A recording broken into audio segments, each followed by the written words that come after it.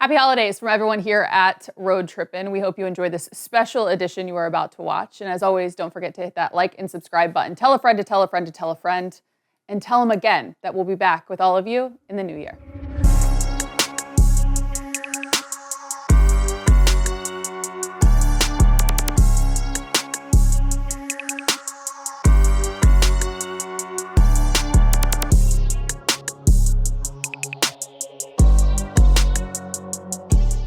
Have celebrated 2 championships in Miami when you guys won at home.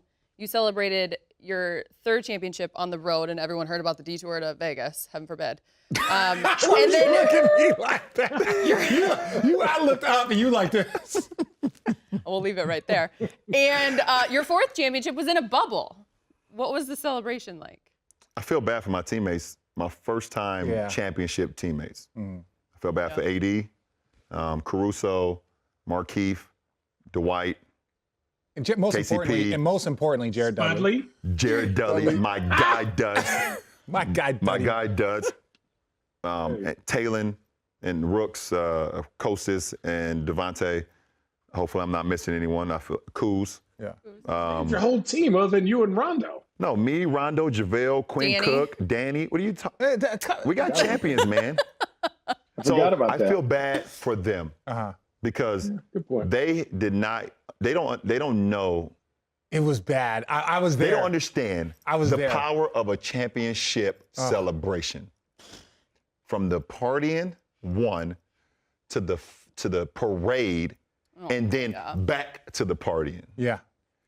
We have not been able to do that. And it burns me because as a champion, you should feel that. You get the locker room celebration. Which I still feel like you guys lived Which is it up. amazing. The locker room celebration is amazing, but it goes like this. Yeah. All right? It goes like this. So you know, okay, as fast as that goes, you say, okay, we're going to have the parade. We know that we're going to have an unbelievable time at the parade with the fans, celebrate with the community and the fans, things of that nature. And then we're going to have our celebration where we go out and have fun and party and things. It was just like 2020. It's just effed up. But so everybody, so again, there's always the conversation, and this is one thing I will say. People were like, oh, was it a real championship? Is it this? Is it that? And I was like, yo, I was in there. I saw how hard it was to rev yourself up, to amp yourself up. No home court advantage. None. No home court advantage at all. None. And so it's like, when you don't have that home court advantage and you're sluggish, you're tired, and it's like, but we're going home. Yeah. Our fans are going to be ready. Right. They're going to be loud because we're down 3-2 or whatever it is. There was none of that. This was harder than a normal championship, in my opinion. Just imagine in 16, RJ. We're down 3-1. Which one there's nothing in here. If we're down 3-1 and 16, yeah. And we're not going back to Cleveland? And we're just playing another empty arena? We're just playing another game in a bubble? Golden State may beat us by 100. Yeah, the greatest game I've ever been a part of is Game 6 in Cleveland. Because it was like, the minute we stepped on the floor, we knew that there was no chance we were going to lose that game. Right? Like now, we didn't know what was going to happen in Game 7. Yeah, 3-2. 3-2. It was 3-2 in Cleveland. Oh, God. Somebody help Richie. Channing's still having PTSD. Yeah, he is. He said, please don't take me back to this. Please don't talk about it. Yeah. No, he's complaining because he doesn't think Richard can open a wine bottle. Oh, I'm not. Yeah. Oh, God. I mean, poor Bob. Oh, look. Come on now. You don't have to have your own wine to be able to open a wine bottle. You hear that, Channing? Yeah, but Richard doesn't even drink wine. Speaking of, I drink it socially. He drinks it socially, and it's a nice Whispering Angel rosé too. Yeah, it's nice. I drink it socially. At this point, Whispering Angel, what's up? Whispering Angel, what? Whispering Angel. Whispering Angel should be like, what's up? Just give us some. Well, I think it's a very strong possibility they will after this. Ooh. You think? Yeah, I believe so. Hey, what's up? Up next on Road Trippin. I moved to Cabo in the off season for a couple weeks out of the year. I was drinking tequila heavy, eating tacos. All right, what's that old crusty bottle you got next to you? Yeah, wrong one. Oh, that's this the crusty wrong bottle side, next wrong to side. it. Yeah. If you watch camera 3. If you watch your videos, my favorite part is legacy, life, and Lobos. No, Legacy, other way. Lobos. Lobos. You know. But this is my thing. How did you have that? We are a pack. We are a pack, man. Yeah, but my thing is this is like, man, like obviously I know you are fluent. You are fluent in several different alcohols, but man, I'm going to get on board with the tequila, but I had to go eat something. I was like, man, if I'm going to be sipping on tequila this morning. No, see, so I brought it because I wanted you guys to try it at some point while we're here. And also be able to get, just let it sit there. It's a beautiful. How did you get it scripted? How did you get scripted like that? 2020 NBA champions. You know a guy? I know someone. I know someone who knows someone. Why did you decide to partner? Like, obviously, like you're one of those individuals that everyone knows. This goes without saying that you get offered and asked, and so many opportunities come across your table, your plate, whatever it is. Like, why did you decide to partner up with a tequila? It's literally like when I get asked about something to be able to partner or to invest or to be a part of the movement. Yeah. It's where I'm at in my life. Yeah. And literally tequila, it was a point in my life. So was it 2 summers ago or last summer? I started to drink tequila like heavily. All I was drinking was wine and tequila. I put down like the hard liquor that I was doing in my 20s. Yeah. In your 20s, you're trying to figure out. You're trying to figure out, okay, what do I like? I don't like that. Okay, I'm gonna go with this, whatever. I realized in my 30s that wine and tequila is like, I'm good with that. Yeah. And so I was really starting to drink tequila. And 3.5 years ago, I bought a place in Cabo. A nice vacation place. Partnered with a couple guys, and we got a house in Cabo. And if you know any better, in Cabo, tequila is king. Yeah. It's king. So I will go to the bar. We have like a little beach house. We have like a beach house bar at our property, and they have 100 different tequilas. From, Blancos to Reposados to, Anejos, Casamigos. Extra Anejos, to Mezcals. You got Casamigos, Mezcal's you got Casa Dragones, you got, Y'all make a mezcal? Ooh. We do make a mezcal. That's what I need the mezcal. We do make a mezcal. That's because he's a whiskey guy. We got you like a smoky. Yeah, we got like four. We got 4 kinds. We got a Joven, which is the equivalent of Blanco, which means young. Yeah. We got a Reposado. This is the extra anejo, and then we have a mezcal. So I'll make sure. The mezcal. I'll make sure you get the bottle of the mezcal. So that's where it's at. I moved to Cabo in the off season for a couple weeks out of the year. I was drinking tequila heavy, eating tacos. Why does she find this funny? And now I have a tequila company. I just feel like he really always humbles us because Channing just goes up north in Oregon, as you mentioned at the start of this. And Bron's like, I'm just buying property in Cabo for a couple weeks. Well, literally, I'm just giving you guys I always tell you guys the truth. Yeah, but Channing's driving up north to go to more wine, to get more Oregon wines. The Oregon Pinots are amazing this time of year. Them things were slapping, I'm going to tell you this. You tripping. They say they slapping. Look, while in Washington, there's some great Pinots in California. I just haven't had a chance to go down there and take trips. But listen, we got things on the move. So why we haven't had a chance to come down to California? I mean, it's so far, huh? I haven't been on a plane since March. Listen, we have legit just been driving everywhere. It's just, I got 4 kids. I got people that help out with my kids at home. So I'm kind of in the middle. I'm not like doing anything. I'm not doing anything at home. I got people that help with the kids. I'm literally just. So basically, you told us you have the ability to get away. You just have not taken advantage of it. That's basically what you said. I have help at home, and I'm stuck here. Do you have a barber at home? Nah, man, listen, look. I know, it's bad when somebody goes backwards. When somebody goes backwards, it's bad. For sure. You got to be like mid-40s to start going backwards against the grain. First of all, Richard got hair jelly right now. Look at these curls. You're so jelly. I don't. Richard, if you had an opportunity to grow these locks, these luscious I did see curls? the beautiful, university. Was it Arizona? Damn right. Oh my God. They posted, some throwback highlights of my guy RJ, and he had a beautiful grain of hair. Nice he had a beautiful grain of hair. Yeah, I was blocking shots.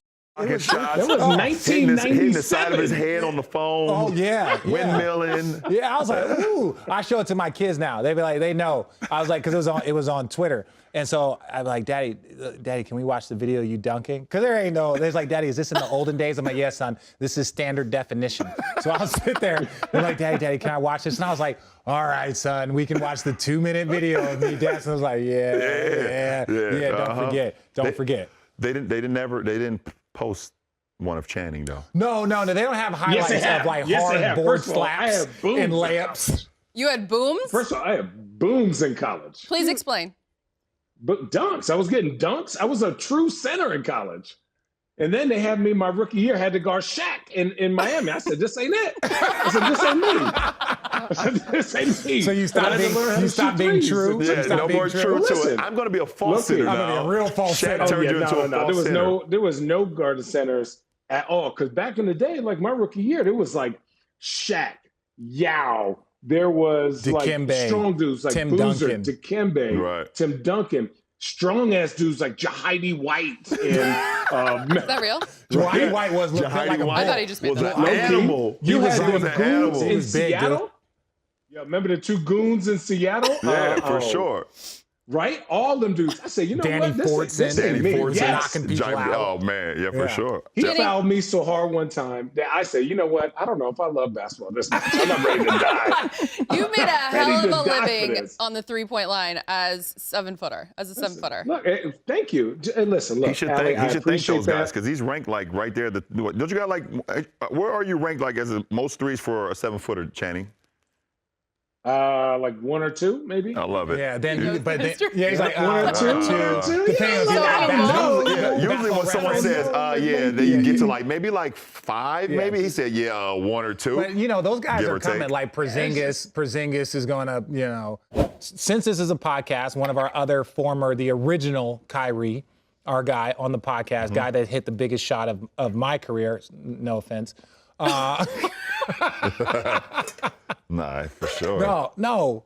But there was a comment there about him during the finals where he was talking about like he was always the best option and for like a late game shot, which we know Kyrie is a monster late game. That's not even a question. Right. But he said like, this was the first time playing with KD that he looks down the line and there's somebody else that can also make said shot. Now, we know that turns the internet crazy and everyone starts putting highlights of you or this person, whatever. Like, when you hear this stuff, and I'm not saying it's a direct shot at you, but the timing of it during the NBA Finals, and obviously there's a tremendous amount of attention, like, what is your thought process? Like, was there any, like, contact or just, like, or do you just channel out all that noise? Well, first of all, Kai is one of the most talented players I've ever played with in my life. Fact. I've ever seen. The kid, I don't even want to, he's not a kid anymore, but back then he was. Yeah. He was a young kid still growing into his own, and the shit that he was capable of doing on the floor I had never seen before. His ability to be 6'3", 6'4", but play as he was 6'8", 6'9".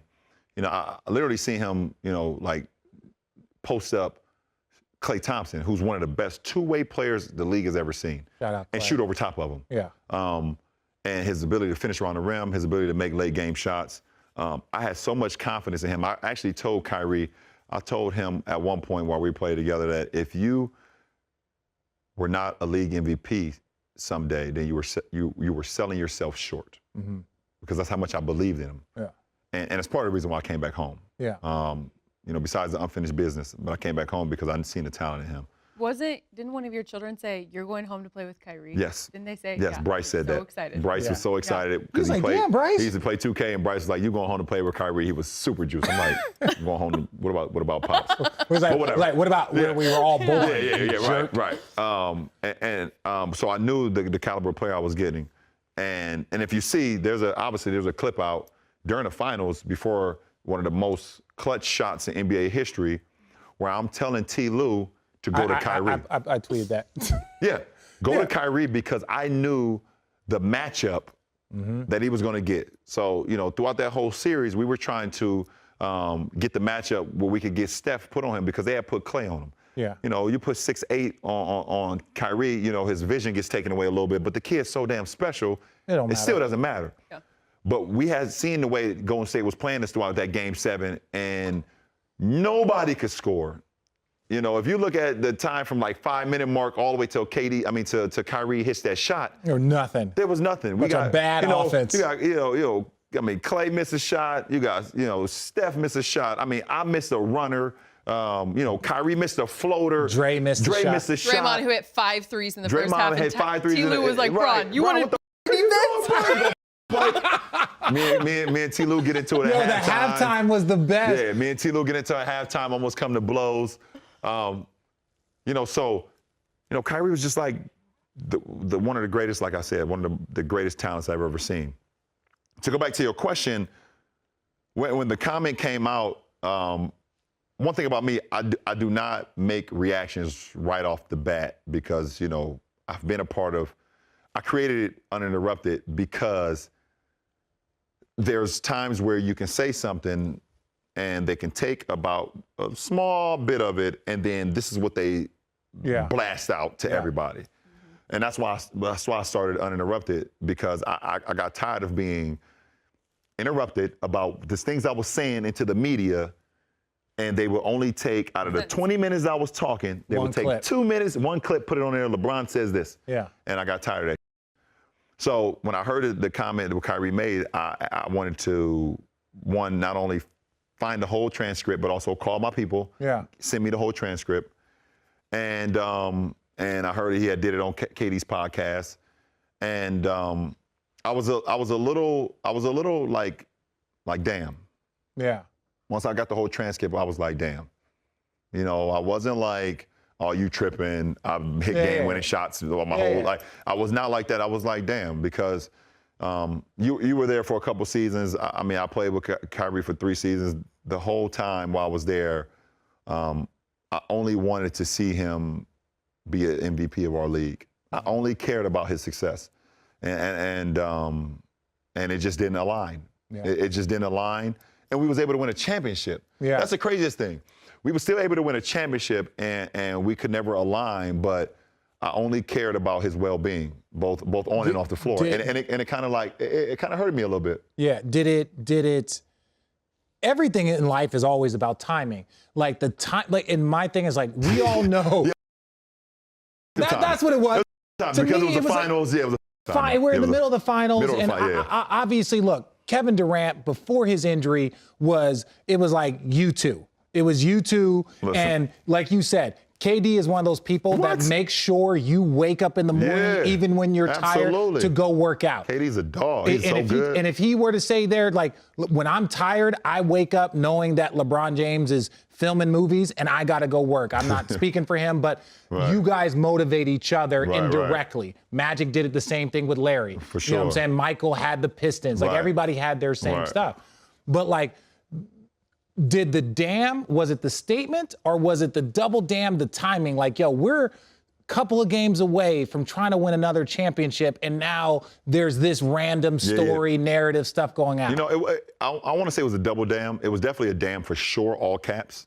But it's always been something that when I've been in the finals that comes out to try to distract me from my mission.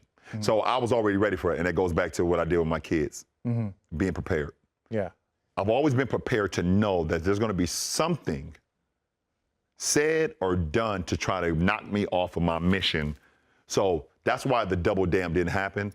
But it was when I was seeing that and I read it and then I got the full transcript and I heard it, I was like, yeah, it's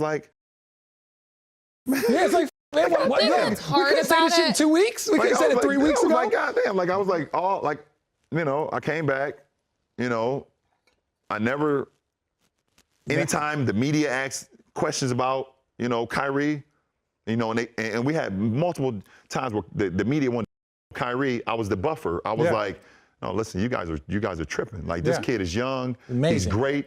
He's gonna learn. I'm here to help him learn, and I know what he's gonna become.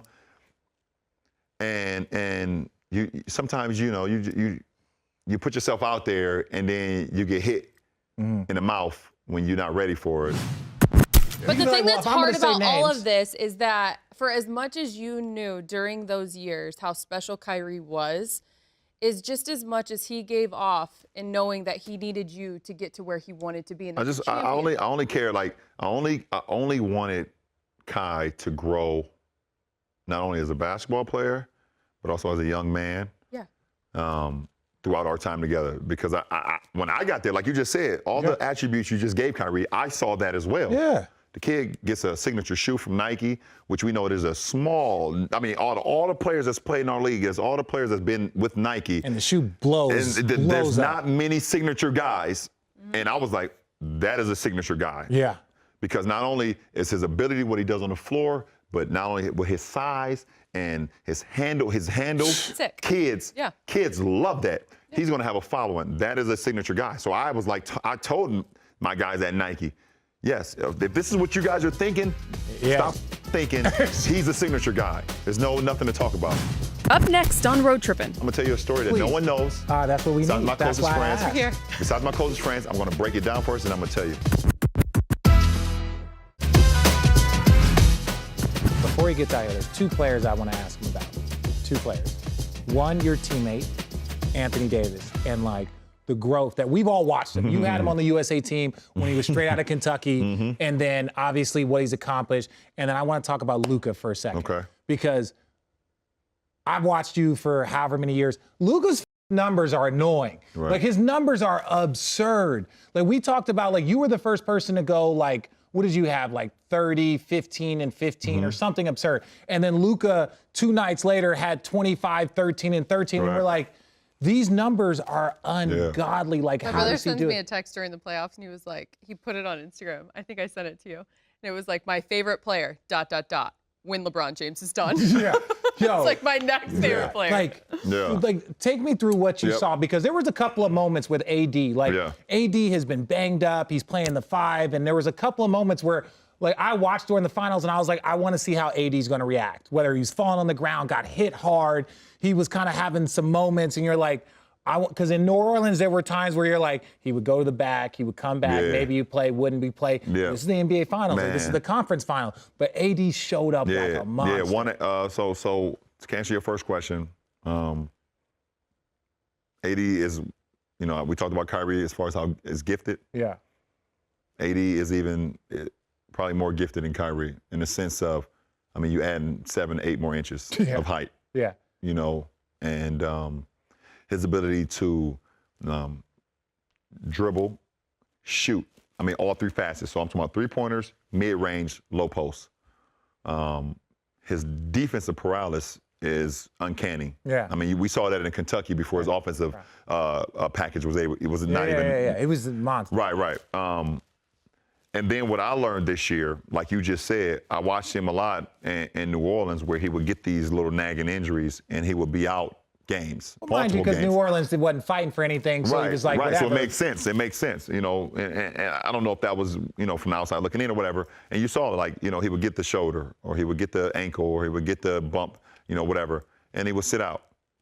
This year, no matter what injury he had, his ass came back on the floor. Besides, no pun intended, the buttocks injury.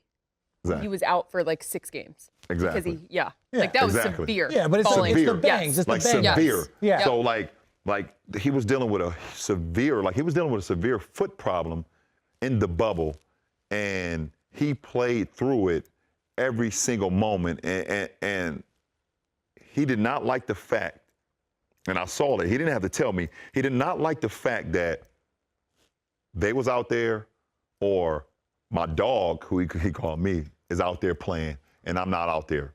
Is that the moment in the huddle when he went down? We all thought the worst. Everyone did. On the baseline? Yes. Yeah, it was on the baseline. And he came in, grabbed his foot, and there was a moment that the camera shot you guys. You looked angry as hell. Because I know I can't afford to lose Anthony Davis. Right. So I can't afford to lose Anthony Davis and win a championship. Hell yeah, I was angry. In that moment, though, was that what he was feeling? Because we were trying to figure out what the hell Anthony Davis was thinking. Because all year, Anthony Davis falls, he gets hurt, he gets injured, but he gets up. And it just, at that moment on that baseline, I had already known with the foot issue he was dealing with. It took him a little bit longer to get up at that moment. Yep. And in my head, I'm like, I've throughout my career, I've carried a lot. Yeah. I've carried a lot. Yeah. And I would do it, but damn, that's a big boy. I can't take up all of that. That's Anthony Davis. Like, I need him on the floor, and so the frustration had nothing to do with his injury. It had everything to do with, in order for us to be whole, like literally whole, this guy needs to be on the floor. And I thought at that very moment that he wasn't coming back in the game. I truly did. We saw that. We actually, her and I were texting it. We were like, He's not coming back. He was like, I think Anthony might be done. I think Bron's frustrated. And he's like, Bron's pissed off, not because of Anthony Davis, because of this moment. Right, because of this moment. Yeah. Because I'm with them every day, and in between games, we're in a room, we're playing Madden, or we're chilling and we're watching movies. I'm seeing the treatment that he's getting on his foot, and his foot is black and is blue. His heel is black and blue, and he's trying to get all the swelling out of it. He's trying to get all the color back to his normal form. And I've seen it, so I already know going into the game that he's not himself. Oh, man. So any little, any little, he could be compensating. So say, for instance, RJ, you know this. You know this too, you're an athlete. If you have an injury in your foot, something else could be triggering. You can have a calf you can have a hip that now you're compensating for other things in your body. Klay Thompson's dealing with a knee and he tears his Achilles. And even if it's not even on the same foot, you got Klay Thompson who's dealing with his knee, maybe on the right leg, and now he tears his Achilles. All of this aligns. Everything's aligned. So in my head, I'm like, he hurt his foot, but maybe it's triggering something else. He's not going to be able to keep going. Yeah. And it probably showed in my face. I'm like, I need. Not only do I need. You're not good at hiding things. Yeah, no, I'm not. No, one thing about it.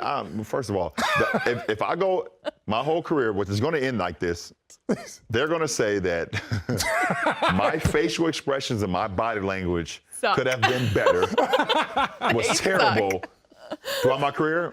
I apologize to all my teammates and coaching staffs. But your teammates know.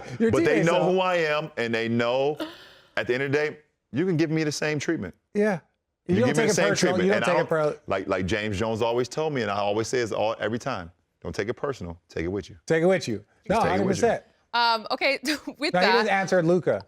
Oh, sorry. And Luka. And that's the last one. That's the last one. I'm going to sit here and tell you a story. I'm going to tell you a story that no one knows. That's what we need. That's why I asked. Besides my closest friends, I'm going to break it down first, and I'm going to tell you.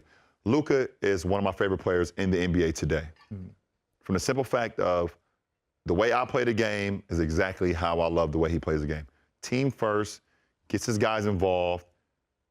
If you challenge me to score, I'm going to score. And at the same time, I'm going to score. And also, at the same time, I'm going to keep my guys involved. But I play for the team, and I'm going to play with a sense of joy. When Luka was going through his contract negotiations with Nike, and you saw him at one point, he was wearing Jordans. He started wearing the other brands. Brands, you don't even say I don't say the other brands. So good at that. He was wearing the other brands on his feet during practices and Notion. I wanted to begin Team LeBron and have Luka as my first signing with Nike. Oh, wow. This is what I wanted. I don't believe that my guys at Nike was ready for that. And obviously they were not, because he ended up going to Jordan. Yeah. And I don't even know if Luka knows this, but he will know it now. I wanted Luka to be the first signee of Team LeBron when he was going through his situation. And it didn't happen. He's still under the same umbrella of Nike's with Jordan, but I wanted him to be, and that's how much I believed in him. Yeah. And it's going to, I feel like it's going to haunt me a little bit. It's going to haunt you. But I wanted him to be my guy. I wanted him to be my first guy because I just love what he stands for. I love everything about him, both on the court and off the court. He's just a great guy. And I can say this purely I haven't. Kyrie's got the crazy hands. Anthony Davis is 7 feet tall, right, with the ridiculous skill set. I have not seen somebody since probably you to be about between 6'6" and 6'8", 8.5", 9. That the game and everything is just moving in slow motion. To be able he to just moves at your own pace and be able to control every facet of the game. Yeah. He controls every facet of the game, from scoring to rebounding to passing to just his approach when he gets the ball. Even if a team scores and his teammate outlets the ball to him to bring the ball up, you can tell the way when he's bringing the ball up, you have that magic. Johnson, Luka Doncic, I don't like speaking about myself, but we have that certain mantra, we have that certain demeanor. When we're coming up the floor, you're like, something special. He's gonna do something. If you go and decide you want to go to concession stand and get popcorn, you can miss something. Yeah, Luka's that guy. Luka's that special.